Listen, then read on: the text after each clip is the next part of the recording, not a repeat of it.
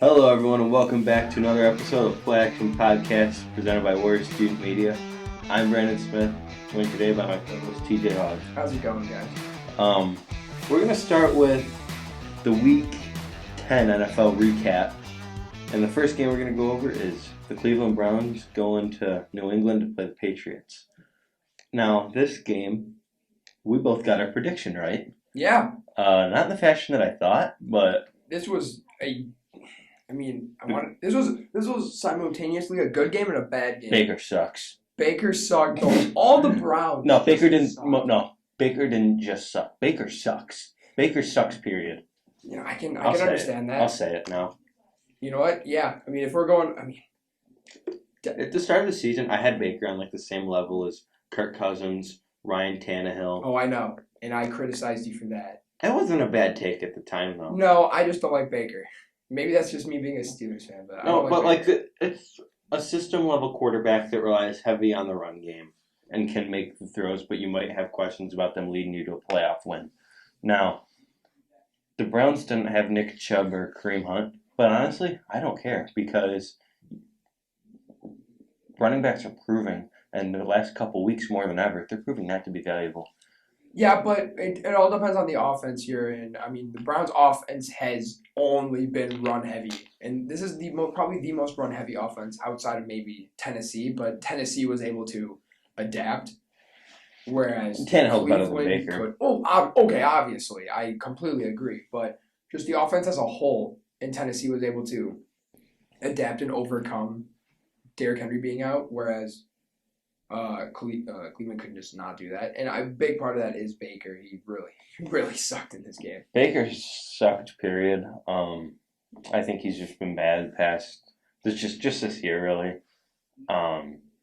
The fun thing to watch this offseason with the Browns is going to be whether they give him a big contract or not, because it's a lose-lose situation. I think you either extend him, you're probably going to end up overpaying for what he's worth, or you're going to overpay compared to what he's worth. Is what I mean. Or what's going to happen is you're not going to pay him, and you might struggle for a long time to find someone else. Well, to be fair, I'm pretty certain they picked up his fifth year. They did, yes. Option. So yes, they have one more year after this year. Because this is year 4. It's going to be like a Kirk Cousins type of thing. I really believe that he's going to go into free agency, and someone's going to sign him. Right away? Like after this year? You think they could? No. Oh, okay. No, but he'll go into free agency when his contract is up, and someone's going to sign him. Yeah. To be their starter, and I think just looking in the future, I think a team like New Orleans would make some sense. Who knows? Maybe this is a Jameson Winston situation. I don't think that happens because... I mean, he's there 5 years. He doesn't get brought back. But Jameis's last year was... I don't know. I'm not going to say Jameis's last year was good or bad, but it was... all over the place. I genuinely think Winston getting re-signed because of Brady. Yeah, that makes sense. But I'm just saying. I mean, maybe Baker goes through his 5-year contract. I mean, obviously this is year 4, so he goes through next year, doesn't get re-signed, goes to a team as a backup for a year, and then ultimately ends up starting somewhere. I mean, I think it'll just be it'll be what more happened to Kirk Cousins than what happened to Ryan Tannehill. I think. I can understand that. Ryan Tannehill. Because like Kirk Cousins, he showed enough in Washington, I think, to maybe consider re-signing him, but they just didn't do it, and that's kind of proven to be a mistake. I honestly forget Kirk Cousins played for Washington. He was just so. He was just there. He was there. Yeah. But this was. You know what? I want to get into New England real quick because I believe you wanna say something about about the Patriots. I think you got a little something you wanna. Yeah, say that. And I can admit when I'm wrong, and the tape never lies. So I went yesterday. I watched some NFL Game Pass, watched some condensed games, watched 3 condensed Patriots games. Yeah. And I even kind of thought this while I was watching, like during this game on Sunday. Yeah. Mac Jones is the best rookie quarterback. And yes. He's not just the best. Yes. He's not just the best rookie quarterback. It's not close. Yes. Thank you. You know how good it feels to hear you say that? Mac Jones is 1, Fields is 2. They have distance between each other, but there's more distance between Fields and the third guy. I can understand that. I don't think it's by much, though. I mean, Fields has been good because I can't even say that. He's getting better every week. No, yes, he's the second best because we've seen improvement, but we've seen efficiency out of Mac Jones. Yeah. And I've been saying that week after week. And every week he's starting to push the ball more and more down the field. Yeah, exactly. We saw plenty of deep throws against a very solid Cleveland secondary. The games I watched were his last 3 games. Yeah, and he was playing against good secondaries. More down the field than I've seen. He's not doing it that much, but he's doing it at an okay rate. That you're like, okay, we can actually run an offense like this. Again, it's a very, I'm not going to say complex offense, but it's a very open book offense. There's a lot on the table that he can do. The only thing, when you look at him and Justin Fields, because they're clearly the best 2 rookie quarterbacks, and it's kind of been a hot debate on this show that I thought Fields was best. And I thought Mac Jones. And you thought Mac Jones. Yeah. And I will say this in Fields' defense, his interceptions compared to Mac Jones' interceptions are more his fault than Fields are. Because a lot of Fields' interceptions are, the 2 of them were told, he has a free play, and a lot of other ones were dropped, kind of drops, but they didn't end up hitting the ground. To be fair, that free play was a very bad throw. It was a bad throw because the wide receiver stopped running the route. Yeah, that's true. So, either way, I think Mac Jones is proving. Now, but people are wanting to put this guy in the Hall of Fame already. It's like, okay. Not actually, but people are. They're really overhyping him. He's getting overhyped, yeah. And that's expected. People are saying that this team can win the Super Bowl. I saw that too, and I've had enough of that BS. Because here's the thing: you look at when was the last time a rookie quarterback made the playoffs? Lamar Jackson, I get it, but he didn't even start for most of the year. Yeah, he started for about half the season. I know. I'm almost positive Big Ben did it, and that was 2005. I don't know if there was anyone that's done it more recent, in between Big Ben and Lamar. But I wouldn't even give it to Lamar because Lamar didn't. To be fair, Lamar did win most of the games. He did. I'll give him that, but and then he lost in the playoffs. But he had a stinker in the playoffs. Yeah, no, I agree. I don't think. It's really hard for a rookie quarterback to take a team to the playoffs, but let alone win a damn Super Bowl. Patriots. To be fair, though, Patriots are one of the only 5 teams in the league that have a top 10 offense and defense. That's hard to do, and especially with a rookie quarterback, that just shows how efficient he's able to run this offense. Here's my question for you. If any other rookie quarterback went to New England outside of Davis Mills, because he's played a lot this year and he's not playing anymore, what if Trevor Lawrence went to New England? What if Justin Fields went to New England? Because I think we'd be seeing better. I do. Those guys are way more dynamic. That was again. People now are saying everyone's like, "Oh my God, I can't believe everyone's on the Mac Jones hype train now that he's playing good." You guys would say all this and that, and now you're wrong. I'm like, I'm not wrong. I didn't like Mac Jones because he wasn't athletic. I didn't like Mac Jones because he couldn't scramble nearly as well as the other 4 prospects. You know what I also hate? That's still true. You know what I also hate is these TV talking heads. They get. God, don't get me started. Well, and then you got draft experts like you and I. We both really follow draft, and we make boards and stuff like that all the time. Yes. So we both. I'm assuming you had Mac Jones as your 5th best quarterback in the class. I did too. But now there's people like, oh, he should have went number 1, and it's a mistake that he didn't. No one had him going out anywhere. I know there was some rumors with him going to San Francisco, and. To be fair, San Francisco didn't know who they were going to draft when they traded up. Which was stupid. They just knew they wanted a quarterback. I genuinely thought it was going to be Fields. I knew it was never going to be Fields. I think it should have been Fields, mate. At that point, Fields was the more ready quarterback than Lance. It should have been...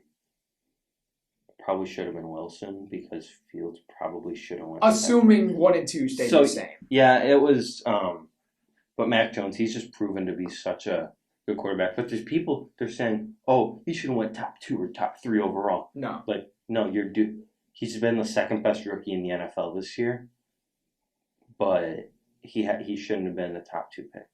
No, you got to look at. He's gonna win. You got to look at draft time. This is called Mac Jones is called a draft surprise, if you want to call it that. A guy who went lower, and looking at it now, you would have assumed he went higher. That's just that's how the draft works, and that's how it's always going to be. There's always going to be picks that later picks that end up surprising us. That's what Mac Jones is. And that's people. I can't think of really any examples, but that's people crapping on the Bears for choosing like Trubisky over Mahomes. Nope, that was the best pick. Trubisky was the best. I don't know if it was the best pick, but it was the right pick over Mahomes. I can tell you that. Well, obviously now looking at it, not a good pick. But at that point, it was. He was being compared to Drew Brees. Ryan Pace was with New Orleans when he had Drew Brees, or when they had Drew Brees. That's so. I never really heard the Drew Brees comparisons, but that's funny now because he struggled with accuracy. I know, and that's crazy to me too. So but here's the thing. I like personally in that draft, I wanted to take Watson. That's fair. But I'm not going to crap on the Bears for taking, because like that draft class was kind of like this year's class. It's kind of all over the place. Yeah, except there's like there's no real QB, but there's no real QB1. Exactly. Like I have Matt Corral. I don't know who you have as your QB1. I have Malik Willis. So, but it's fluent. It's very fluent. And you could probably justify 4 or 5 guys being the first quarterback. I don't think there's a right list right at this point in time. There is no correct answer. So, but I think Mac Jones. I think the Patriots are going to make the playoffs. They could even win that division. I don't think they win it. I think the Bills are about to go on a hot streak. Honestly. Now we're going to get into Seattle and Green Bay. Both quarterbacks showed a lot of rust in this game. Aaron Rodgers coming off his COVID little situation, and then Russell Wilson come back after the broken finger. But both quarterbacks looked bad in this game. This was not a good game at all. No. I mean, obviously it looks bad for Seattle considering they got shut out.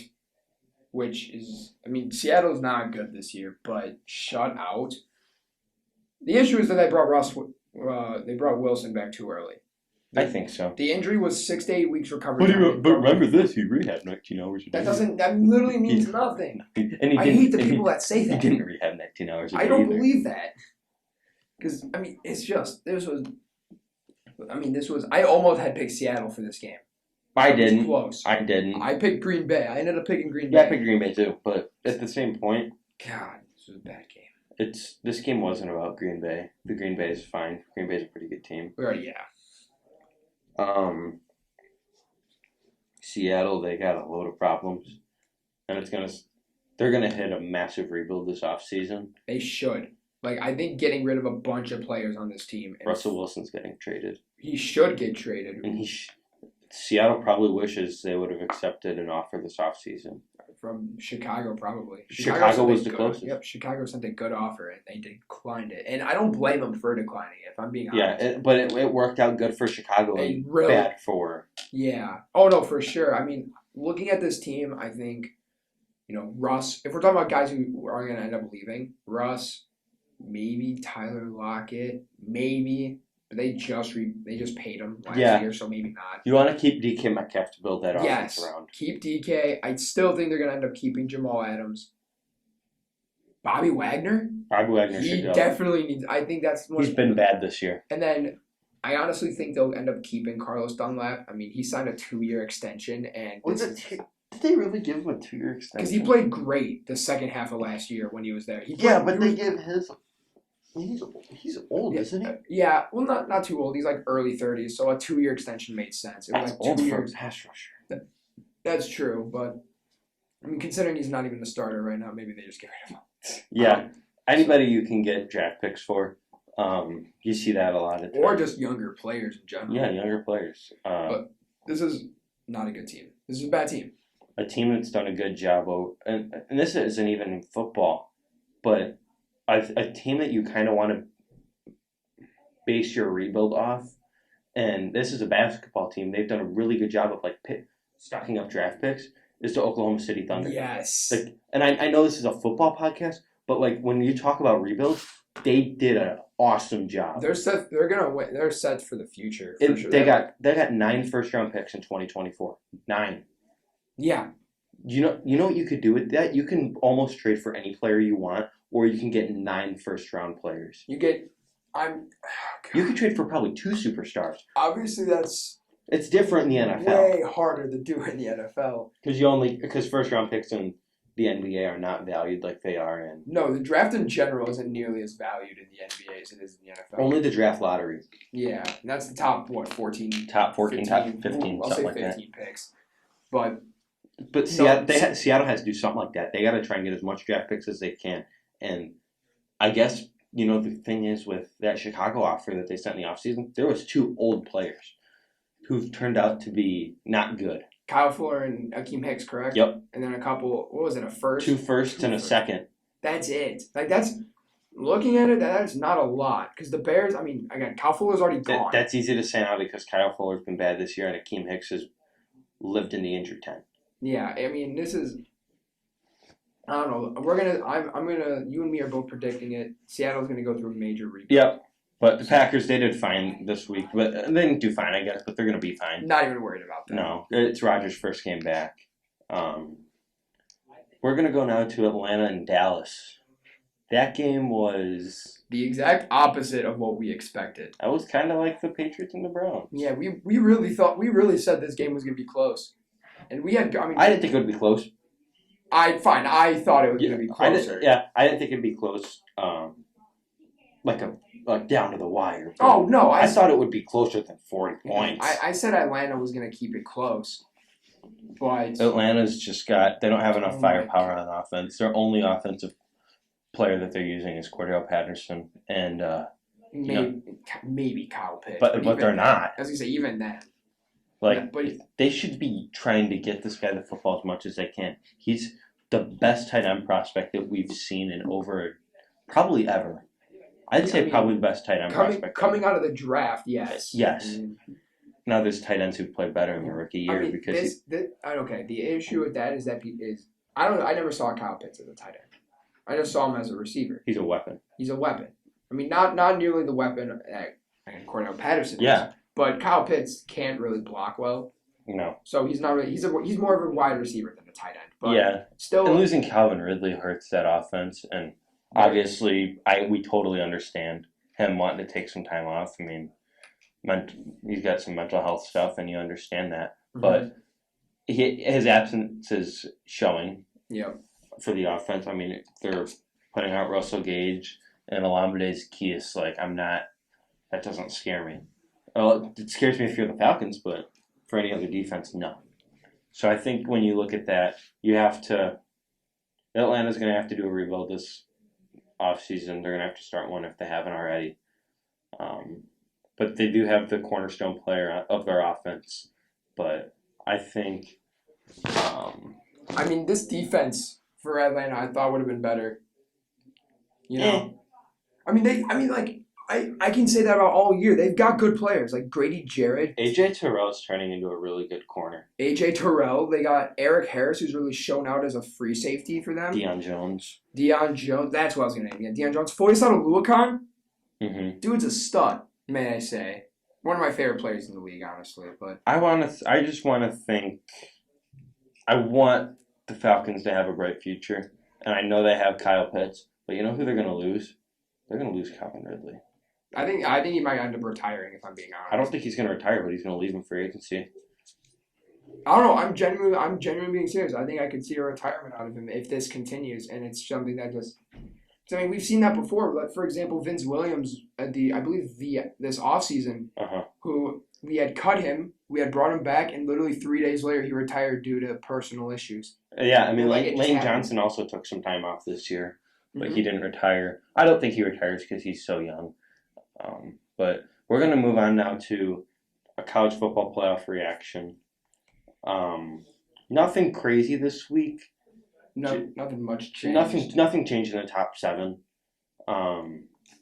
You still got Georgia, Bama. Georgia will always be one. Georgia's going to be one for a while. Georgia, Bama, Oregon, Ohio State. Yeah. That's kind of really the big thing here is that Oklahoma moved down a lot because of their loss to Baylor. Yeah. How much did Baylor even move up? Because I didn't see that. Baylor is 11. Baylor. So that's only 2 spots, right? Yep. So I like Baylor, but the Big 12 is not going to have a team in the college football playoff this year, just because it is so weak. My only prediction for this to change is 2 things. One, I'd like to see Bama move down. I don't expect it to happen, out of the playoffs. It won't happen, but I'd like to see it. They should be a playoff team, but they shouldn't be second. And then I think Oregon will end up moving out at some point, and either Cincinnati or Michigan, who are 5 and 6, will move in. We'll see what happens with Michigan State. Mhm. Michigan State plays Ohio State this week. That's true. That's going to be a big That's game. an important game, and I know this isn't necessarily a preview for the week, but it's just probably the biggest, most important game of the year so far. That's going to be a game that really puts this playoff picture. Whoever loses that game, their season's over. Oh yeah, for sure. Their playoff hopes are over. You know, I remember my predictions at the beginning a few weeks ago for the playoffs. I had Georgia 1, Cincinnati 2, Bama 3, Michigan 4, and I'm gonna stick with that. It's not out of the realm of possibility that Michigan State wins this game. I had a big game from Kenneth Walker. I think they do win. I think they could. I'm gonna say. I don't know if they will or not. I'm gonna say they will win. But you have to think, what if Ohio State wins this game? They do also have to beat Michigan. But I don't know that much about Ohio State this year because I honestly wrote them off after the first couple of games. That's fair. But CJ Stroud, I do know, has been playing better, and that's so important. Oh yeah. He's got a lot of weapons on offense. You know, the player who's emerging as the number one receiver is Jackson Smith-Njigba. He's become the best wide receiver on that team, and I know Chris Olave and Garrett Wilson are both going to the draft. But Jackson Smith-Njigba is going to be a big name to watch coming in the next year or two. We've seen a lot of receivers on these top teams like kind of underperform. Like receivers going to the draft, like John Mechie was the clear cut number 1 for Bama. Exactly. And now it's Jameson Williams. Easily. Jameson Williams is having the best Bama wide receiver season since Amari Cooper. And that's 2014. Yep. Things are changing. And I'm liking it, honestly. We're seeing a lot of young prospects, freshmen and sophomores really perform well on these top teams, which shows a bright future for college next year. Yeah, that's exciting. The draft class next year is going to be so fun. It really is. With the quarterbacks, Bryce Young. That's really all I got. Yeah. Bryce Young's probably CJ Stroud. CJ Stroud might, yeah. But even if he plays well, I don't know. But, we'll see what happens this week. That's going to be the big game is Ohio State, Michigan State. That's going to do it for this episode of the Play Action Podcast presented by Worst Stream Media. I'm Brandon Smith. He's TJ Oz. Have a nice day.